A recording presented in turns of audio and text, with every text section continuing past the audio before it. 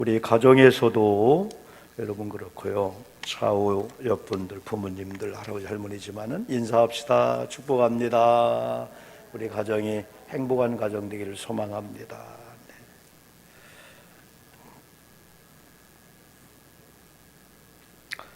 아직 코로나19가 종식이 되지 않고 오히려 확산이 되면서 많이 우려들을 하고 있는 그런 가운데 어느 때보다도 올해 성탄절 예배를 많은 사람들이 검은 성탄절이다, 우울한 성탄절이다 그럽니다. 그러나 우리 기독교인들은 항상 역설적으로 성경적으로 생각을 해야 됩니다. 왜 하나님께서 이 코로나19를 통해서 가장 기독교의 절정이 성탄절 예배고, 그리고 송년주일이고 송구니 영신 예배와 또 1월 3일 날 새해 첫 출발하는 신년주일인데 비대면 예배를 드릴 수밖에 없는 상황이 되었을까? 우리는 무엇을 탓하기 전에 하나님께서 주신 어떤 메시지가 있을까? 그 초점을 찾다 보면은 크게 두 가지를 찾을 수가 있습니다. 하나는 그렇게도 하나님께서 가정과 교회를 세우고 교회가 세워지기를 원하는 동시에 가정이 세워지기를 원했는데 우리가 분주한 사회생활 속에서 어떻게 보면 또 교회 생활을 이유로 해서 가정을 소홀히 할 수도 있었다는 거죠. 가정 예배가 이제 소멸될 수도 있었다는 거죠. 그래서 근간에 우리는 지난 3월부터 온라인 예배와 현장 예배 또 이렇게 적극적으로 비대면 예배를 우리가 드리면서 이 가정의 예배가 회복돼야 되겠구나. 그래서 우리 교회에서는 이런 새벽이나 혹은 수요일날 금요일날을 유튜브나 온라인을 안 한 그 이유 중에 하나가 우리 많은 교우들이 이 교회에 와서 목사님들의 인도를 통해서 찬양을 하고 기도하고 예배하는 이 훈련이 익숙해졌습니다. 그런 반면에 얼마나 많은 설교를 듣고 얼마나 많은 우리가 예배를 여러 번 인도를 어떻게 보면 받는 입장입니까? 그런 면에서 우리가 새벽은 자유롭게 그냥 깨워서 우리가 139 하루에 3번씩 기도한 그 기도를 하는 그런 심령을 기도하고, 그리고 또 우리가 수요일 날이나 혹은 금요일 날은 목사님이 교회에 부목사님을 통해서 때로는 문자를 보내주면은 거기에 예배 매뉴얼이 간단합니다. 이것은 누구나 할 수가 있습니다. 사도신경하고 대표기도하고 그 다음에 성경 한 장을 읽는 거예요. 그 다음에 우리가 성경 한 장을 읽고 한 너댓 가지 우리 교회의 공통적인 기도가 있잖아요. 첫째는 그 말씀을 붙잡고 기도하자. 두 번째는 코로나 전국 가운데 우리는 대한민국을 위해서 한국교회를 위해서 기도하자. 그리고 세 번째는 우리 교회를 위해 기도하자. 그래서 우리 교회가 그 139 그 기도 운동만 해도요 놀라운 역사가 나타날 수 있어요.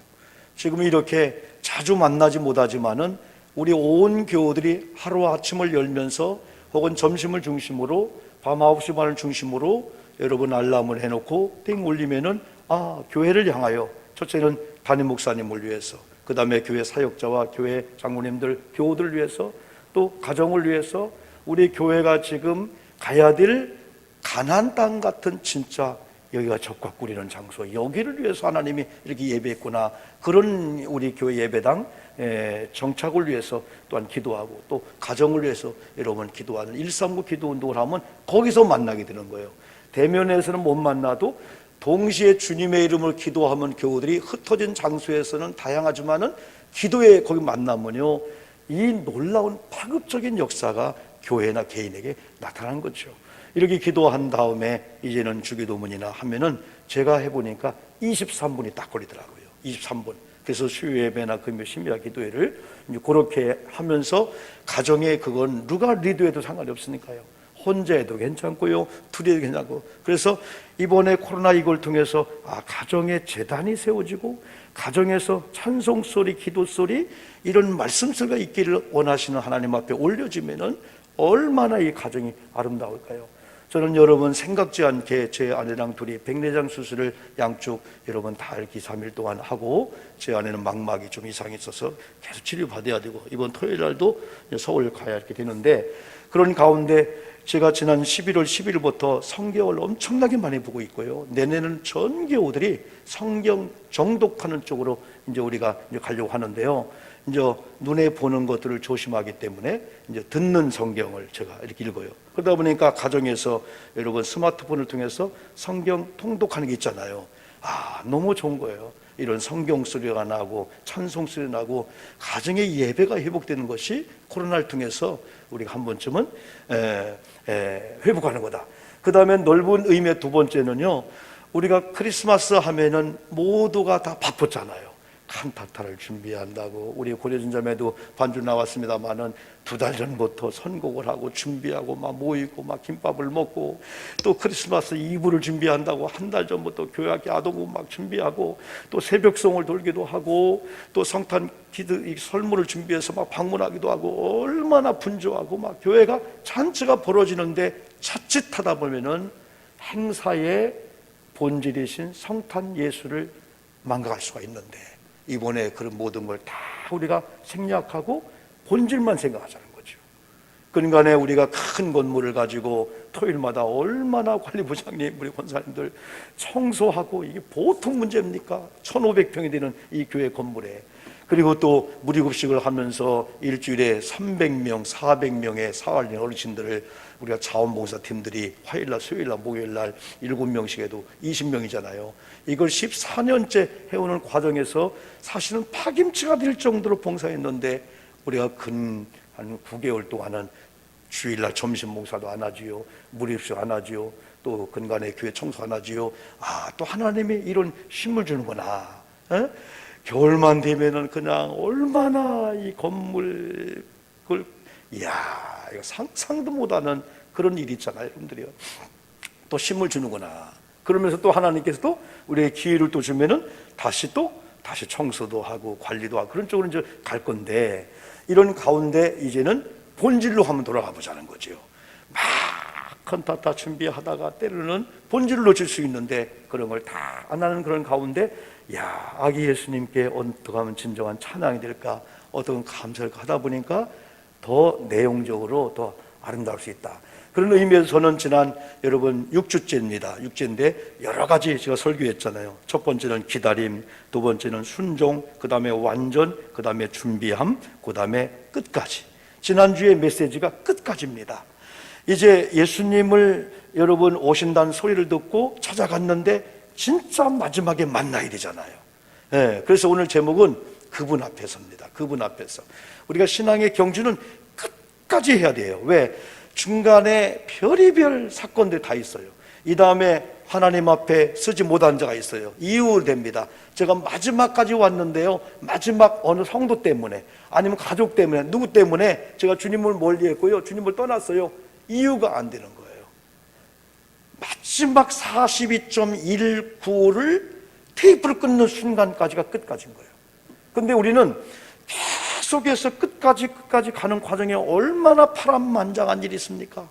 하나님을 멀리하게 하고 교회를 멀리하게 하고 이간질시키는 마귀들, 주변의 사람으로 인해서 때로는 친척이 될 수가 있고 아내가 남편이 될 수가 있었단 말이죠. 주님과 나의 관계를 끌려고. 그걸 다 이겨내고 마지막 딱 성탄하신 예수께 왔을 때, 그분을 만났을 때 그 심정이 어떠냐 이거죠. 그래서 그분 앞에서는 성탄하신 예수님 만났어요. 그래서 가장 큰 복 중에 첫 번째가 만남의 축복이에요. 이 만난다고 하는 것이 얼마나 귀한 거예요. 이거예요. 내가 사랑하고 내가 존경하는 사람을 약속했는데 딱 만나는 순간에, 이야, 그때 그 기쁨이 있잖아요. 네가 우리 아들이구나, 여보, 혹은 당신, 우리 엄마, 아빠, 그 만날 때 허그하면서 눈물을 펑펑 흘리면서. 옛날에 여러분 우리가 참 아픔이 있죠. 이산 가족들 있잖아요. 얼마 전에, 지금은 그것도 못하는 거야. 1년에 1000명을 만나도 10년이면 10,000명이란 말이에요. 근데 이 수많은 사람, 이산 가족을 어떻게 만나요? 옛날에 한 번 만났을 때 얼마나 그 눈물 흘리고 막 뒤집어지지 않습니까? 북녘에 있던 가족들, 남한의 가족이 만나니까 막 뒤집어지고 막 나중에 헤어질 때는요, 그 모습을 못 보는 거야. 이야, 그 눈물 흘리면서 다시 못 만날 것 같은 이 부모님 혹은 동생들 헤어질 때 그걸 볼 때 얼마나 마음이 여러분 이게 아픈지 여러분요. 그래서 우리가 성탄 예수님을 만났을 때 그동안은 그냥 예수님이셨네? 그 정도였다면 예수님. 야, 이미 성탄한 예수를 만난 우리들이 이제는 다시 오실 예수님을 만날 준비하다 보니까 이 성탄절이 막 설레면서 그런 게 있다는 거죠. 이미 저와 여러분은 이 성탄한 예수를 만났어요. 만났다고 하는 것은 무슨 문제? 인생의 문제, 구원의 문제, 영생의 문제, 하늘나라 가는 문제가 완전히 해결되게 된 거예요. 이제는 우리는 지옥 갈래야 갈 수가 없어요. 이미 우리는 어떤 분이 죄를 조금 지면은 아이고 나 또 지옥 가겠네. 절대 아닙니다. 나는 그걸 분명히 믿습니다. 그리스도 구주 예수를, 주와 그리스도를 믿는 저와 여러분이 믿고 영접하면은 한 번 구원은 영원한 거예요. 우리는 이미 천국 시민권을 땄고 천국에 갈 수 있기 때문에 지옥에 갈 수 없단 말이죠. 그러면서 우리가 죄를 지으면은 철저하게 또 하나님께서 우리 심판하니까 회개하고 용서를 여러분 받는 자범죄에 대한 그 회개가 여러분 있지 않습니까? 그래서 이 주님을 만났다고 하는 것은 인생의 근본적인 문제, 본질적인 문제, 구원의 문제, 영생의 문제, 천국의 문제 해결되었고, 더 중요한 것은 예수님을 만났다고 하는 것은 예수님이 그랬어요. 요한복음 10장에서 나로 더불어 나를 믿는 자, 나를 영접하는 자는 구원을 받고 생명을 얻고 그 다음에 꼴과 풍성한 삶이야. 그건 이 땅에서 가난의 문제, 건강의 문제, 잘 사는 문제까지도 주님을 만난 자에게는 누가? 주님의 책임이라는 거예요. 그러므로 코로나 가운데 최고의 지금 어려운 상황이에요. 우리도 사업하는 우리 귀한 분들, 직장 생활하는 분들, 우리가 말로 표현 안 해서 그렇지 상상도 못할 어려움을 좀 당하고 있는 거예요. 그러나 걱정하지 마십시오. 이것도 지나갈 것이고 조금만 견디고 조금만 이기면은 그 이기고 견디는 것이 그냥이 아니고 그리스도의 복음 안에서 주님께 붙어있고 이럴 때일수록 더 주님을 가까이하고 주님께 붙어있고 주님의 믿음의 그 큰 믿음을 갖고 나가면 이 다음에 전날에 한숨이 편하여 기쁨이 되는 이 간증, 이런 역사가 바로 있게 되는 거죠. 두 번째는 경배와 찬양을 드립니다. 그분 앞에서 예수를 만날 때 나오는 게 뭡니까? 찬송일 수밖에 없어요. 이 다음에 우리가 여러분 이 땅의 어려운 과정을 다 지나고 주님의 재림에서 천년 천국에 들어갔을 때 딱 입을 벌려 하는 얘기가 예수님, 이제까지는 귀로만 들었는데 눈으로 볼 수 있다니요.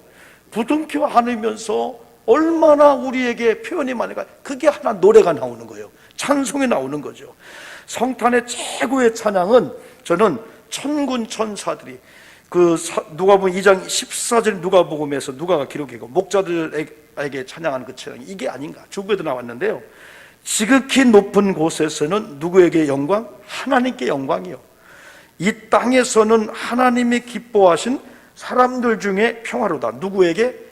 하나님이 기뻐하신 사람들 중에 평화라는 거예요. 하나님이 기뻐하신 사람. 이처럼 좋은 경배와 찬양이 어디 있어요, 이게요?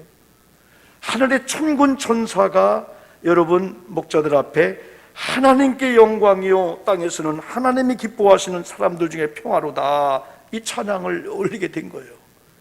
우리가 주님을 만났을 때 목자의 심정을 한번 볼까요? 누가복음 2장 8절 보니까 목자들이 밤에 밖에서 자기 양떼를 지키더니, 목자들의 찬양은 하나님이 주어진 장소에서 하나님이 자기에게 맡긴 사명을 감당하는 자체가 찬양이구나. 어떻게 보면 하나님께서 저와 여러분에게 주어진 일터에서 그 사명의 자리에서 열심히 살고 열심히 충성하는, 그게 하나님을 찬양하는 거구나. 노래만 찬양이 아니고. 여기 목자들이 밤에, 깜깜한 밤에는 남들이 잠잘 때입니다. 또 한눈 팔아들 때입니다. 그러나 졸지 않고 어디서? 밖에서. 광야의 밤은 춥습니다. 잘못하면 얼어 죽는다고 그래요. 그리고 자기 양떼라고 했어요. 역사가들에 의하면 여기 자기 양떼는 소유의 의미에서 자기 양떼가 아니랍니다.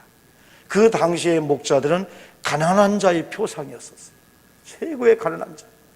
이건 소유주가 있는 양을 일당을 받든지 주급을 받든지 월급을 받든지 그걸 맡아서 관리해 주는 사람은 밤중에 혹은 밖에서 적당히 할 수가 있어요. 그런데 이 목자들은 누구냐? 하나님을 만난 자고 메시아 이야기를 들은 자들이에요. 그래서 혹여나 항상 신앙인들은 함부로 살지 않습니다. 함부로 말하지 않습니다. 혹여나 주님이 재림하실까, 혹여나 내가 하고 있는 이 상황이 마지막일지 모르기 때문에 어떤 영적인 사람은요, 자기 속옷조차도 함부로 입지 않아요. 내가 차를 타고 가다가, 내가 등산하다가 오늘이 마지막일 수 있다, 그렇다면 누군가 내 옷을 석션하고 내게 마지막 수의를 입힐 때, 이야, 어떻게 이분은 몸까지도 가지런하냐, 이런 모습을 보여주려고 정결하고 단정하며 살았다는 거죠. 지금 이렇게 말하고 이렇게 하는 이 자체가 주님이 오시어서 마지막일 수 있다는 마음을 가지고 항상 이 단장하는 목자들의 모습을 거기서 볼 수가 있습니다. 밤에 밖에서 자기 양떼를 지키더니 자기 소유는 아닌데 누군가가 주인에 의해서 이렇게 맡겼을 때에 한돈 팔고 조금 게을리할 수 있지만은 밤이 맞도록 양을 돌보는 이 목동들, 이 굴이라든가 아니면 양몰이를 하면은 밖에 있잖아요. 두 가지 의미가 있어요. 혹시 나가면 안 되잖아요. 나가면 큰일 나잖아요. 두 번째, 이래나 늑대들이 침범해서 양을 물어가면 안 되니까 여기는 목숨을 걸었다는 거예요. 목숨을 걸었다는 거예요. 목자들이 이렇게 충성, 그 아름다운 찬양, 또 천사들의 약속이 이루어진 성취의 말씀을 듣고 현장으로 순종하며 가는 목자들의 찬양은 순종이었습니다. 천사가 나타나서 양을 치는데 빨리 베들레헴으로 가라. 베들레헴에 메시아가 탄생했다는 거예요. 그 이야기를 듣고 묻지도 않고 어서 빨리 가서 천사들이 지시한 베들레헴으로 가자. 여기 순종의 역사. 누가복음 2장 10절로 14절은 천사들의 지시 내용이 나옵니다. 누가복음 2장 15절은 천사가 떠나자 목자가 서로 말하되 이제 베들레헴으로 가서 주께서 우리에게 알리신 바 이 이루어진 일을, 성취된 일을, 오시마 약속한 예수님이 성탄했다고 하는 그 장소에 가서 보자 하고 16절 빨리 가서 마리아와 요셉과 구유에 누인 아기를 찾습니다. 그 장소에 가서 마리아를 봅니다. 요셉을 봅니다. 말 구유에 누인 아기 예수를 찾습니다. 17절 보고 천사가 자기들에게 이 아이에 대해 말한 걸 전하니 마리아여 요셉이여 아기 예수님, 천사가 지시한 분이 예수님이군요. 마리아가 천사가 지시했어? 천사가 베들레헴 이곳에 아기 예수가 탄생한 얘기를 목자도 얘기했어? 그때의 신비한 현상이 19절 나옵니다. 마리아는 이 모든 말을 마음에 새겨 생각하니라. 저는 이 말씀이 감동이 들어요. 여러분, 요셉이 마리아가 천사의 이야기를 듣고 처음에는 거부했다가 수긍했잖아요. 말씀대로 이루어지기를 원합니다. 동정녀 탄생을 신뢰했잖아요. 그러면서도 나름대로 주변의 시선들, 많은 사람들이 아니 저기는 결혼도 안 하고 아기를 낳대, 별 얘기 다 있을 거 아니겠어요? 그런 가운데 다시 또 목자들의 이야기를 듣고 하나님께서 천사를 통해서 목자들에게 아기 예수가 메시아라는 것을 지시해서 우위로 받을 거 아니겠어요? 나는 현장에 나온 우리 성도님들이나 지금 가정에서 예배드리는 모든 성도님들이 기왕이면 주님의 이름으로 신앙생활하면서 이렇게 주의 종들, 우리 교우들, 자녀는 부모님, 아내는 남편 아내 서로 우위로 해주고 격려해주는 거. 저분이 오기만 하면 불안한 게 아니고, 저분이 말 한마디 입을 열기만 하면 싸는다고 불안한 게 아니고 막 우위로가 되면서 막 힘이 되면서, 그런 나는 우리 교우들 되었으면 좋겠다는 마음을 갖고 저도 그런 사람이 됐으면 좋겠고요. 마리아가 생각했다는 걸, 이야 그렇구나, 하나님께서 나를 통해서 메시아 탄생을 확실해. 목자들 얘기를 듣고, 이런 목자들의 심정. 그러니까 오늘 본문은 목자들은 자기들에게 이른 바와 같이 듣고 본 그 모든 걸 인하여 하나님께 영광을 돌리고 찬송하며 돌아가니라 했을 때 목자들의 최고의 찬양은 천사의 지시를 듣고 순종하고 가는 거예요. 아하, 순종이 찬양이구나. 순종이 찬양이구나.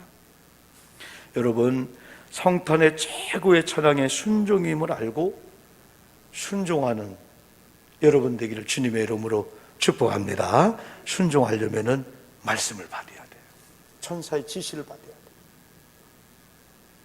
순종하는 목자의 얼굴을 그리라면은 막 도깨비처럼 싸나울까요? 홍장로님, 싸납고 무서울까요? 순종하는 사람들 얼굴은 온유합니다. 부드럽습니다. 착합니다. 왜 많은 사람들이 싸납고, 왜 많은 사람이 거칠고 막 거역을 하고 어느 일만 주어지면 막 공격적이고 주장하고 할까요? 순종하지 않아서. 순종을 잃어버려요. 왜 순종하지 않을까요? 어느 날 말씀이 안 들려오는 거예요. 하나님의 사람들이 하나님의 말씀을 안 들으면 사람의 말이 들려오기 시작합니다. 이게 인본주의입니다. 한국 사람들이 다 그렇지는 않지만은 괜찮다가 어느 직장에서, 학교에서 반장이나 어떤 부장이나 어떤 책임의 완장을 채워주면 그때부터 이상한 사람으로 바뀌어요. 막 주장을 하고 명령을 하고 자기 중심으로 이상해요, 한국 사람들이. 그 훈련이 오히려 잘 된 사람들은 그런 중요한 직임이 주어지면 그때부터 더 겸손하면서, 그때부터 윗사람, 그때부터 모든 관계 속에서 아주 순종하고 온유하고 밝은 모습으로 그냥 더 막 승승장구 올라가게 되는 거예요. 그리고 어떤 분은 한 번 세웠다가 한 번 내려오면 그 자리에 앉습니다. 왜? 고역하고 대들고 공격적이니까. 왜 그런지 아십니까? 목자들의 얼굴을 우리가 그려본다면, 아, 천사의 지시를 받았구나, 아, 약속의 말씀을 받았구나, 그리고 빨리 베들레헴으로 가서 보자. 이 순종이에요, 순종. 그래서 순종은 언제 순종하냐? 약속의 말씀을 받은 자만이 그 말씀에 또 순종할 때 진짜 성탄의 예수를 봄으로 말미암아 진정한 경배야, 찬양이 나오게 되는 거죠. 그래서 이 목자들의 이 찬양 중에 찬양은 아까 얘기한 대로 자기 일에 충성을 다하는 것, 이게 자체가 찬양이구나. 그 다음에는 순종하는 자체가 찬양인데, 순종은 그냥 하는 게 아니다. 천사의 지시를 받듯이 말씀을 듣고 목사님의 설교를 듣든지, 그럴 때 진정한 여러분 이런 아름다운 좋은 역사가 여러분 나타나는 거죠. 그래, 우리는 마지막으로는 그분 앞에서 보배합을 열어드립니다. 이 설교는 지난주에 동방박사에 대해서 제가 설교를 여러분 언급을 여러 번 했습니다. 동방박사들이 최고의 아름다운 찬양을 미리 준비한 보배합으로 표현했습니다. 계속 말씀드린 대로 별을 연구하다가 별의 계시를 통하여 성탄 예수가 오시라고 하는, 오시마라는 말씀을 믿고 그들은 떠나면서 미리 오셨다는 믿음을 갖고 보배합을 준비했다는 거예요. 그 보배합에는 우리가 잘 아시는 대로 황금과 유황과 모략, 그죠? 황금, 유황, 모략이란 세 가지가 들어있는 거예요. 되게 많은 사람들이, 야, 성탄한 예수님이 오셨다고, 때는 천사의 지시를 받고, 혹은 별의 계시가 있는데 가보자. 가서 있으면은, 오늘 말하면은 얼른 스마트폰으로 쿠팡으로 배달을 하는 거예요. 여러분, 요즘이요, 몇 시까지 딱 하면 그 다음날 아침 7시 도착해.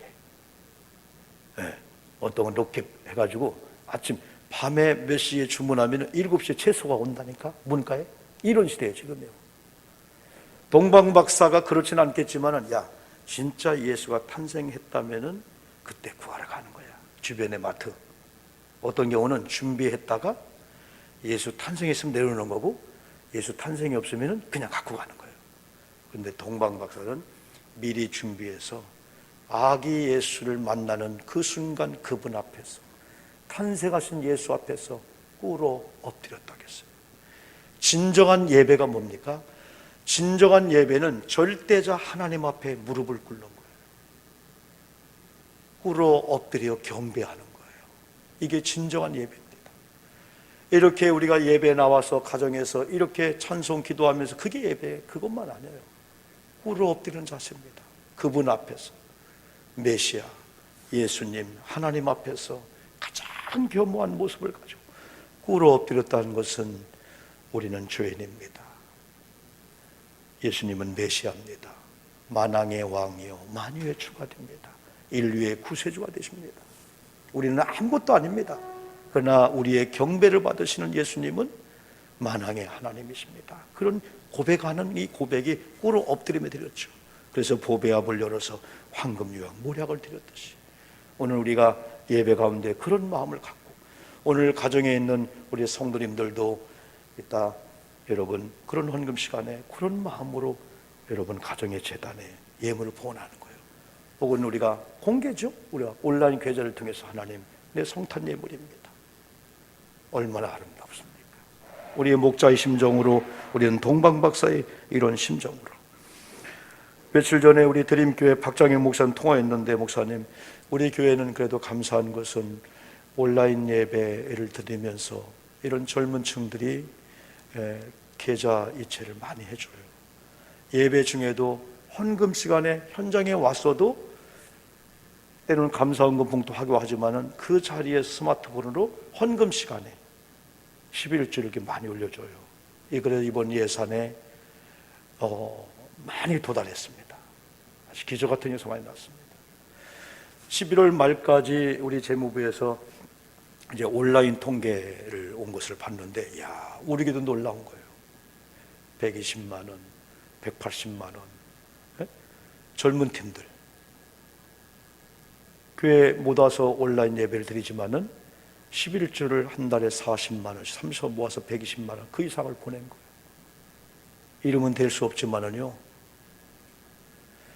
철원에 간 우리 김정은 권사님이 일전에 우리 교회 창립일 때 400만 원 보냈잖아요. 이번에 추수감사 때 100만 원을 보냈잖아요.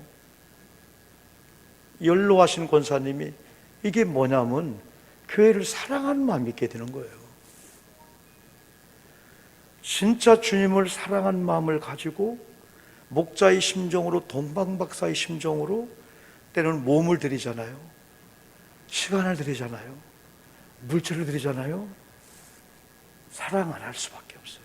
그래서 사랑하고 싶으면 투자를 하는 거예요. 시간이든지 에너지든지 내 삶의 전부를 아내가 남편에 다 주는 거예요. 교회도 사랑하고 싶으면 주님을 사랑하는 마음을 가지고 봉사하고 청소하고 내 헌신을 자꾸 드리면 떠나갈 수가 없어요. 투자한 사람은 못 떠납니다. 몸을 드리고 시간을 물질을 이건 애착이 가는 이 교회를 우리 주님을 어떻게 떠나냐 이거죠. 그래서 동방박사들이나 이 목자들의 이런 심정은 우리에게 너무나 중요해요. 우리 교회 나름대로 이제는 쭉 하면서 우리 교우들이 때로는 권사님들이 연세가 80이 된 권사님들이 아들아 일로 오라 목사님 구자로 해서 한 달 동안 주일원금 감사 이런 것들을 다 보내는 우리 할머니 권사님들 많이 있어요. 지혜로운 분들은 에이 목사님 그냥 아무거나 틀고 그냥 예배 드려요. 그래 하지 않습니다. 아들아 나 인터넷 좀 보게 해달라. 아니 15,000원 2만 원이면 스마트폰 마음대로 볼 수가 있게 하는데요. 그리고 TV로 연결해 주는데요. 그래서 주일날 믿다가 믿음이 약한 우리 아들들 주일날 오게 하는 거 일부러 지혜롭잖아 박 권사님. 아들아 나 TV 불 줄 모른다. 그게 엄마 이렇게 하는 거예요. 너 거기 좀 앉아라 하면서 같이 예배 드리는데 또 그런 데가 지혜로운 사람이 많은 거예요. 이게요. 그래서 같이 유튜브를 통해서 목사 설교 듣고 어떤 분 그래 예배 드렸어요. 어떻게 됐어요? 아니 그냥 아무나 틀어갖고 들었다. 아니에요. 그렇게 하면 안 되는 거예요. 내 교회가 있는데요. 2020년 성탄절은 우리가 제대로 교회 나와 마음껏 성탄 찬양을 부르지도 못하 생전 겪어보지 못하였던 코로나19 상황 속에서 그러나 우리가 코로나 방역 사회적 거리가 지금 2.5단계이면서 3단계 마이너스 알파 이런 단계에서 지난 23일부터 1월 3일까지 비대면 예배를 드려야 되고 모든 게 다 정지된 것 같고 그렇지만은 우리는 오히려 아까 말씀드린 대로 어떻게 하면 말구이를 따뜻하게 어떻게 하면 목자들의 경배와 찬양이 될까 어떻게 하면 동방박사들의 보배합을 준비해야 될까 라고 하는 그런 심정을 가지고 우리 가정의 아기 예수와 우리 가정에 아기가 탄생하잖아요. 그래도 오늘 우리 혜진이 우리 자매하고 우정 식구 이렇게 봐서 너무 좋다, 그지? 결혼하고 신혼여행 갔다 왔어요? 못 갔어? 너무 고맙고 이제 아기가 탄생하잖아요. 그럼 두 가지입니다. 아기 탄생하기 전에 요즘은 다 준비해 놔. 아주 6개월 후에 한 달, 1년 후에 쓸 모빌 다 준비하는 거예요. 아기가 탄생하면 알도 못하지만 다 준비했네? 다 준비해 놓은 거예요. 그 다음에 우리 아이가 탄생하는 그 순간에 부부, 가정, 식구들이 얼마나 기뻐합니까? 아마 이순자 권사님이 이제 손주 보면 그때부터 인생이 달라지면 경험해. 이명훈 권사님 이거 진짜 이거요 욕할 필요가 없어요. 손주를 보는 순간부터 지구가 손주를 중심으로 돈다고 할 정도로 인생이 달라지는 거예요. 이야, 하나님이 손주를 통해서 그게 반드시 있는 게 돼요. 그런 마음을 가지고 아기 예수님 탄생 앞에서 그런 심정을 우리가 100배 이상 갖자는 거지. 우리 예수님이었구나. 내 슬픔도 아픔도 죄의 문제도 끝났네. 예수 앞에서. 지금은 내가 물질로 가난하고 병들었고 의사도 안 된다고 하는 절대절명의 순간이지만은 만왕의 왕이요 만주의 주가 되시고 여호와 라파가 되시고 여호와 이레 여호와 니시가 되시는 예수님을 내가 만났네. 한번 그런 심정을 가지고 이번 성탄절을 한번 보내자는 거죠. 그래서 목자들 이상의 찬양, 동방박사 이상의 그런 경배와 이런 찬양을 드린다면은 우리가 코로나 이런 상황 속에서 드린 성탄 결코 어둡거나 외롭지 않다는 거죠. 여러분, 예수님이 탄생하던 그 밤은 고요고룩한 밤이었습니다. 그럼에도 불구하고 살기가 등등한 밤이었습니다. 헤롯이나 그 당시에 종교 지도자들은 메시아를 탄생을 알면서도 오히려 증오하고 저주하고 같이 합세가 되어서 아기 예수를 죽이려고 하는 살인 정책에 동참합니다. 그러나 예수님은 외롭지 않았습니다. 왜? 진정으로 찬양하는 천사들, 목자들, 동방박사, 시몬, 안나, 이제까지 얘기한 많은 하나님의 사람들이 주변에서 찬양한 그 찬양을 통해서 그랬다면 2000년이 지난 2020년 12월 25일 성탄절과 지금부터 이루어지는 성탄 주간의 모든 이런 우리들의 찬양과 진정한 예배를 통해서 주님은 외롭지 않다는 거죠. 모쪼록 이번에 여러분 하나님 앞에 최고의 영광을 돌려드리면서 우리가 또 이제부터는 그동안 우리 교회가 큰 짐 때문에 못했던 그런 일을 우리가 조금 시간을 지내면서 교회 안에 장학금을 주고 다음 세대를 키우고 또 교회 애경사도 지금보다 2배 이상을 우리가 올려야 될 것 같고 이제는 주변에 흘러보내는 그런 일들, 비전교회나 어려운 사람들에게 성탄 헌금도 우리가 흘러보내고 하는 거. 여러분, 우리가 지난 이 3월 달부터 지금까지 거의 한 9개월 동안을 무료급식을 한 주에 300~400명 하던 걸 안 했잖아요. 그런데 구청을 통해서 반찬비가 흘러오는 걸 우리 교회들이 그걸 다 여러분이 수납을 하고 수입해 가지고 우리가 흘러보내게 되는 거예요. 그래서 한 달에 우리가 2번 정도 가거든요. 그 한 번 나갈 때마다 150만 원, 200만 원입니다. 135가정 그 키트를 만드는데 2만 원에서 15,000원에서 그 이상 되는 거예요. 이게 사활린 동부들 135가정에 흘러보내고 있잖아요. 이제는 우리 교회 재정도 그렇고 이런 특별 이제 절기헌금들은 이제는 교회 내에서 이렇게 선교적으로 앞으로 그런 비전도 많이 있을 겁니다. 모쪼록 이번 성탄절이 하나님 앞에 최고 영광이면서 여러분의 최고의 평강과 평화가 임하는 축복의 성탄절이 되기를 주님의 이름으로 축복합니다.